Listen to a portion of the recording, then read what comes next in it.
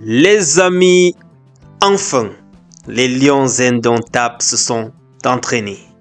Voici les premières images des Lions avec les nouvelles tenues d'entraînement de Fortin. Voilà les amis, depuis hier, nous parlons tout simplement de tout ce qui s'est passé de façon rocambolesque au niveau de l'aéroport. Mais normalement, on devait se concentrer sur les nouvelles tenues des Lions indomptables, sur leur préparation. Mais malheureusement, une autre actualité tout autre a pris le dessus. Admirez ces nouveaux maillots. Sont-ils pas beaux, les amis, comparativement à l'ancien? Est-ce que Fortin n'a pas fait quand même du bon boulot? Dites-moi en commentaire ce que vous pensez, les gars. Je me dis que c'est de très belles tenues, que ce soit les tenues d'entraînement ou bien pour les fans ou bien les tenues officielles des matchs.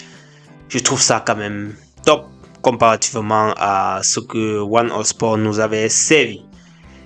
Alors, ceci étant dit, nous allons quand même faire un petit crochet sur la réaction du directeur de communication de la Fédération camerounaise de football, Jean-Marie Koussa, qui est directeur, comme je le disais, de la cellule de communication de la FECAFOOT.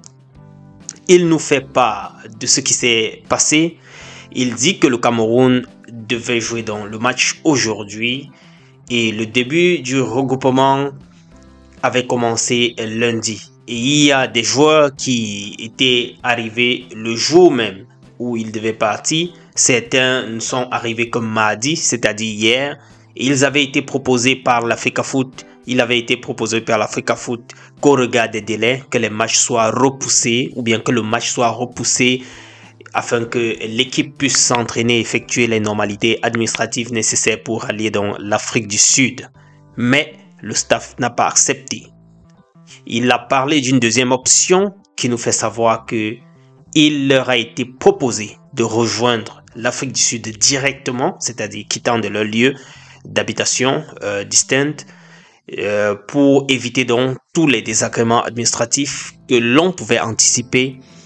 Et là aussi, il y a eu une fin de non-recevoir. Et finalement, les imprévus redoutés se sont produits. Et dit-il, heureusement que maintenant ils sont dans la ville et blablabla. Donc ça part de réaction par rapport à ce qui s'est passé, ce qui ne diffère pas trop de tout ce qu'on voit depuis sur les pages sportives et toute autre page qui a eu à traiter de cette actualité-là.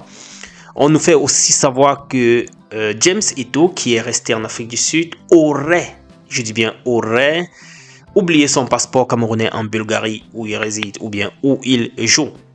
Du coup, c'est ça la raison pour laquelle il n'a pas pu donc traverser la police des frontières.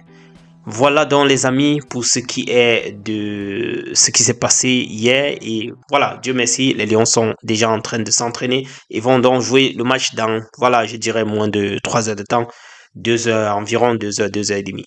Je vous laisse écouter cette réaction de Stéphane Biya qui depuis quelques heures, je dirais même jour, faisait la une de la toile où il y avait une photo qui circulait de lui qui n'était pas très motivante. On voyait sur le visage une sorte de mal-être et là il apporte un démenti pour dire qu'il se porte très bien. Je vous laisse écouter et d'ici à là, portez-vous bien les amis, on est ensemble.